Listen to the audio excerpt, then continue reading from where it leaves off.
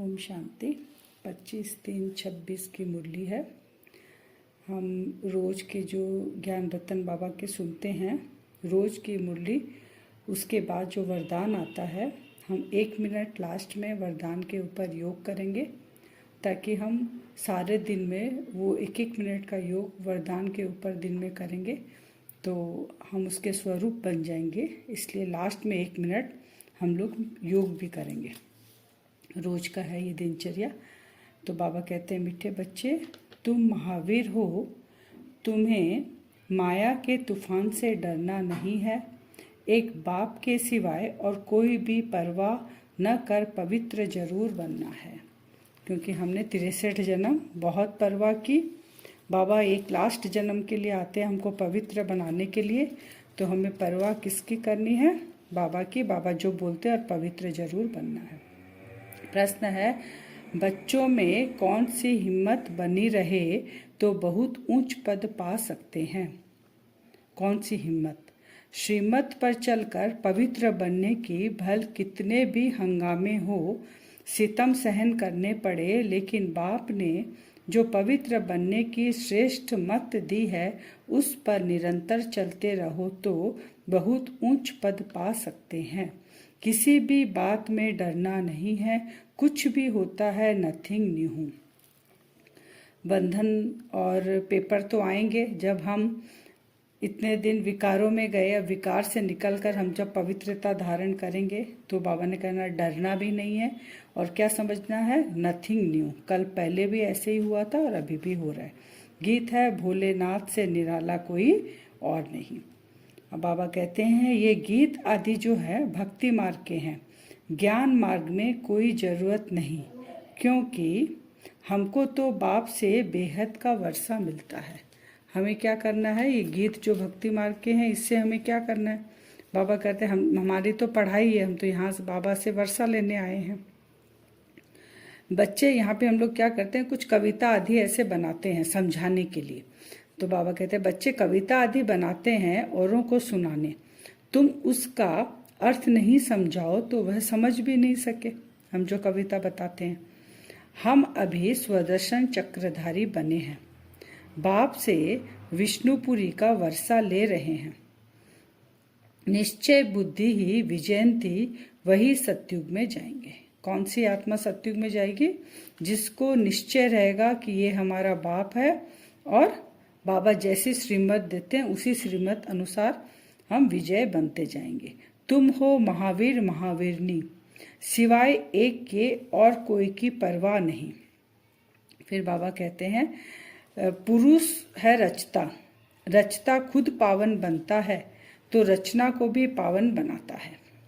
तो यहाँ पे पुरुष, अगर घर में कोई भी एक मनुष्य आत्मा अगर पावन बनती है तो वो चाहती है कि मेरे बच्चे भी पावन बने, क्योंकि उनको प्राप्ति का पता है। तो यहाँ पुरुष 2 चीज़ से हो सकता है, एक तो जो लौकिक घर में जो जाते हैं और एक आत्मा भी पुरुष होती है। अगर आत्मा भी पावन बन जाए तो सत्युग में क्या होती है, उसकी जो रचना है वो भी सब पवित्र होती है। तो 2 चीज़ है। तो बाबा कहते हैं रचना को भी वो पावन बनाना चाहती है। इस बात में झगड़े हुए जिनकी तकदीर में नहीं है तो समझेंगे भी कैसे? पवित्र रहना है तो रहो, नहीं तो जाकर अपना प्रबंध करो। अगर वो रचना नहीं समझे तो जाकर फिर अपना प्रबंध करो। अमेरिका तक अखबारों में निकल गया, बाबा को कभी रंज हुआ देखा? बाबा ने देखा, नथिंग न्यू। कल पहले भी हुआ था तो बहुत हंगामे हुए थे पवित्रता पे। तो बाप को ही सब कहते हैं, हे पतित पावन लिबरेटर आओ, तो उनको ही तरस पड़ता है, क्योंकि रहमदिल है ना। बाबा को ही तरस, जो पिता होगा उसको ही तो बच्चों पे तरस पड़ेगा। तो वो रहमदिल आकर हमको पावन बना रहा है। माताओं पर भी बाबा कहते हैं, माताओं पर ही अत्याचार होते हैं, यह भी निशानी है। क्या निशानी है? द्रौपदी को नग्न होने से बचाते हैं, हर चीज नग्न करते हैं ना। यहाँ पर माताओं पर इतना अत्याचार करते हैं, फिर बाबा ही आके बचाते हैं। हर आत्माएं क्या है? द्रौपदी है। तो बाबा भी आकर बचा रहे हैं। हर चीज नई से फिर पुरानी जरूर होनी है। नई दुनिया गोल्डन एज थी, अब पुरानी दुनिया आयरन एज है। अब फिर से नई दुनिया यानी कि राम राज्य स्थापन हो रहा है। हर चीज जो भी हम इन आंखों से देखते हैं सब नई से पुरानी होती है, और हर चीज का जो आंखों से देखते हैं वो विनाश होता है उसका। ये सब की बुद्धि में है। 21 जन्म सतयुग में हम रहते हैं, उसको कहा जाता है 21 पीढ़ी। अर्थात जब वृद्ध अवस्था होती है तब शरीर छोड़ते हैं, अकाले मृत्यु कभी होती नहीं। 21 पीढ़ी सतयुग में, यानी आत्मा जो है लास्ट तक पूरा जितना साल, 150 साल बाबा बोलते हैं, फिर 120 साल त्रेता में बोलते हैं, उतने साल आत्मा उस शरीर में रहती है, अकाल मृत्यु नहीं होगी। तुम जानते हो शिव बाबा कौन है, तुम त्रिकालदर्शी बन गए हो। शिव के मंदिर भी ढेर बनाते हैं, मूर्ति घर में भी रख सकते हो ना, बाबा कहते हैं। और श्री कृष्ण के भी मंदिर बनाते हैं, घर में मूर्ति रखते हैं, फिर बड़े बड़े मंदिर बनाते हैं। तो बाबा कहते हैं फिर दूर दूर क्यों जाते हैं, जब घर में शिव और श्री कृष्ण की मूर्ति है तो फिर दूर दूर क्यों जाते हैं।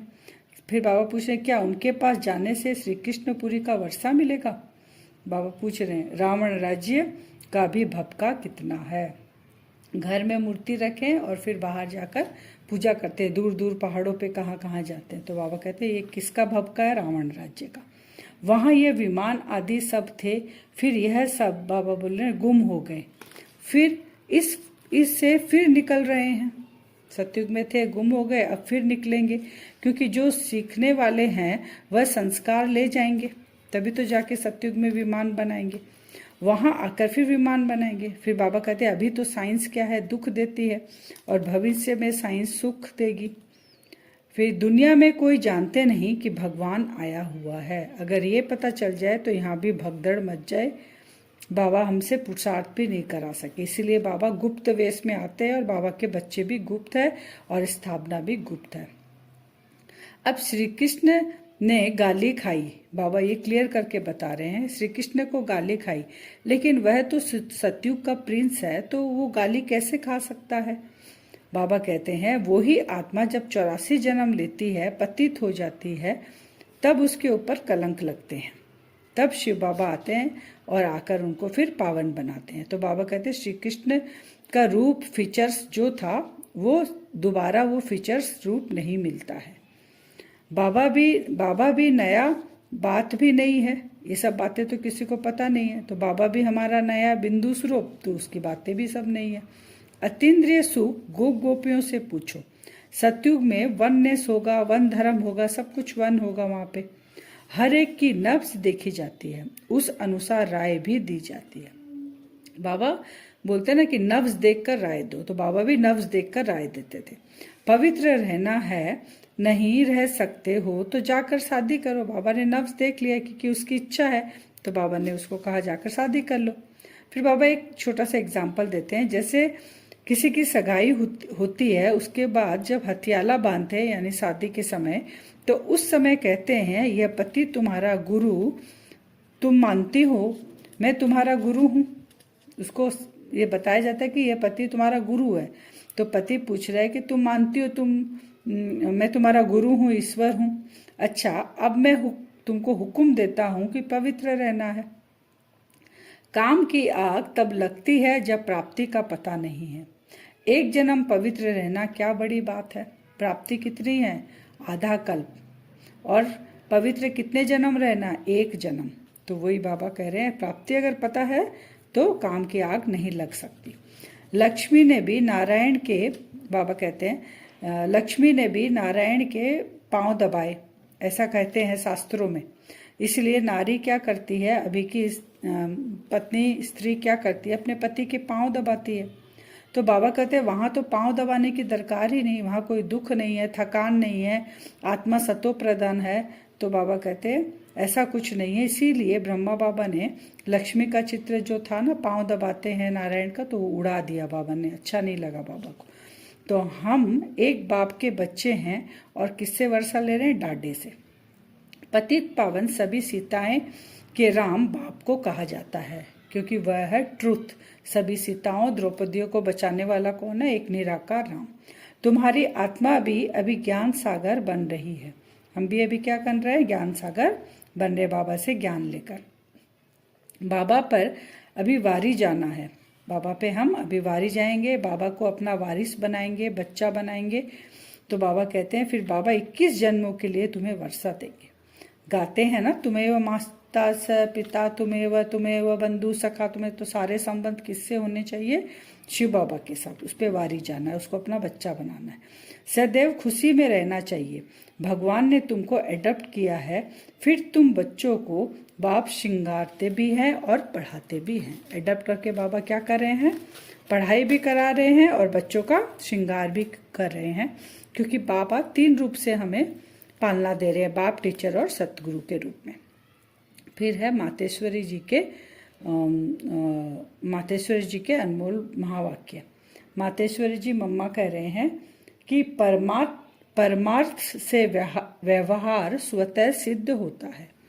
परमार्थ अर्थात परम अर्थ, माने परम आत्मा शिव बाबा आके हमें जो अर्थ बताते हैं, श्रेष्ठ अर्थ बताते हैं, ज्ञान देते हैं, उससे हमारे व्यवहार कैसा होता है, और जब हम परम अर्थ को भूल जाते हैं तब हमारा व्यवहार कैसा हो जाता है, वो मातेश्वरी जी ने क्लियर किया है। परमार्थ में रहने वाले से व्यवहार ऑटोमेटिकली सिद्ध हो जाता है। जैसे सतयुग में देवताओं के आगे प्रकृति तो चरणों की दासी होकर रहती है, क्योंकि हम परमार्थ माने परम अर्थ को जान गए हैं। तो वहाँ पर क्या होता है, कितनी प्राप्ति होती है कि तत्व भी हम दासी बन जाती है। 5 तत्व जो है वो हमें सुख स्वरूप बनकर सेवा करते हैं। प्रकृति का अदब रहती है, अदब से चलती है प्रकृति। फिर बाबा कहते हैं देवताओं के जड़ चित्रों पे हीरे जवाहरात लगाते हैं। तो बाबा कहते चैतन्य में वो उस समय वो कितने वैभव वाले होंगे, उनके कितने श्रेष्ठ कर्म किए होंगे वो, तभी उनको इतनी पूजा की जाती है। तो बाबा कहते हैं अभी वह निर्विकारी प्रवृत्ति में रहते भी कमल फूल समान रहते हैं। अभी तो विकारी प्रवृत्ति में चले गए। सतयुग में कैसे कहते हैं निर्विकारी प्रवृत्ति रहती है देवी देवताओं की। तो बाबा कहते हैं वो जब परम अर्थ में माने परमार्थ से चलते हैं तो उनका व्यवहार ऐसा रहता है, तो प्रकृति भी इतनी सत्व प्रधान रहती है। और अब वो ही श्रेष्ठ आत्मा जब कलयुग में आती है, बाबा कहते हैं तो वो परम अर्थ को भूलने के कारण, परमात्मा को भूलने के कारण खाली व्यवहार रहता है, तो वही आत्मा क्या है, विकार में चली जाती है। अभी प्रवृत्ति कैसी हो गई, विकारी होगी, जिस कारण सब परमात्मा को भूल व्यवहार केवल करने में लग जाते हैं, इसलिए रिजल्ट उल्टी होती जाती है। फिर वरदान है आज का, समस्याओं को चढ़ती कला का साधन अनुभव, समस्याओं को चढ़ती कला का साधन अनुभव कर सदा संतुष्ट रहने वाले शक्तिशाली भव।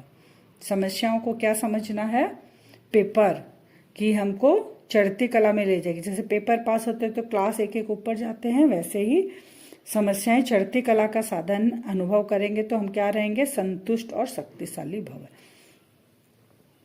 बाबा कहते हैं स्लोगन, स्व स्थिति में स्थित रहकर सर्व परिस्थितियों को पार करना ही श्रेष्ठता है। किस में स्थित रहना, स्व स्थिति में स्थित रहकर, तो जो परिस्थितियां आएगी ना हम उसको बहुत इजी पार कर पाएंगे। अव्यक्त इशारे हैं,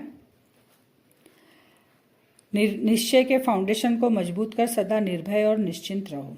बाबा समझा रहे हैं जैसे डॉक्टर पेशेंट को पहले फेथ में लाते हैं, उन्हें विश्वास हो जाता है कि यह डॉक्टर बड़ा अच्छा है, यहाँ से सफा मिल जाएगी, माने यहाँ डॉक्टर अच्छा, मेरी बीमारी जो भी है वो ठीक हो जाएगी। वैसे डॉक्टर कितना भी बढ़िया दवाई दे, लेकिन अगर फेथ नहीं है उस दवाई का असर नहीं होता। ऐसे रूहानी डॉक्टरी में भी ऐसी शक्तिशाली स्टेज हो जो सबका फेथ हो जाए कि यहाँ पहुँचे हैं तो अवश्य कोई ना कोई प्राप्ति होगी।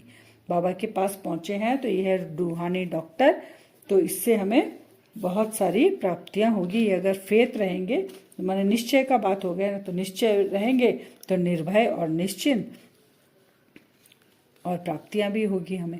अब वरदान पर हम 1 मिनट में योग करेंगे। अपने आप को देखें, भ्रकुटी सिंहासन में मैं आत्मा इस ब्राह्मण तन में बैठी हूँ। बाप दादा का आह्वान करें। बाप दादा आपके पास आ गए बाप दादा ने आपका हाथ पकड़ लिया। अब सामने देखें समस्याएं। जिस समस्या से हम घबराते हैं उसी को विजुअलाइज करें सामने, और हम बाप दादा का हाथ पकड़े हुए हैं। सामने वही समस्या मेरे सामने है। अब ये समस्या मेरे लिए समस्या नहीं है, क्योंकि मैं संतुष्ट मणि और शक्तिशाली आत्मा हूं। बाप दादा मेरे साथ है। ये विजुअलाइज करते रहेंगे। और जो समस्या से हम घबराते हैं, बाप दादा का हाथ पकड़कर उस समस्या को हम बहुत इजी पार कर रहे हैं। उस समस्या को मैंने पार कर लिया बाप दादा का हाथ पकड़कर,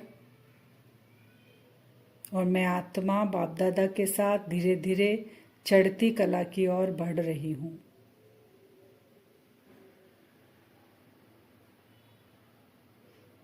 मैं आत्मा संतुष्ट रहने वाली शक्तिशाली आत्मा हूं। ऐसा अनुभव हम दिन में 3-4 बार टाइम निकाल के करेंगे कि बाप दादा ने हाथ पकड़ा है। जिस समस्या से हम घबराते हैं, बाप दादा का हाथ पकड़कर उस समस्या को पेपर और खेल समझकर हम आराम से पार कर रहे हैं और चढ़ती कला में जा रहे हैं। ओम शांति।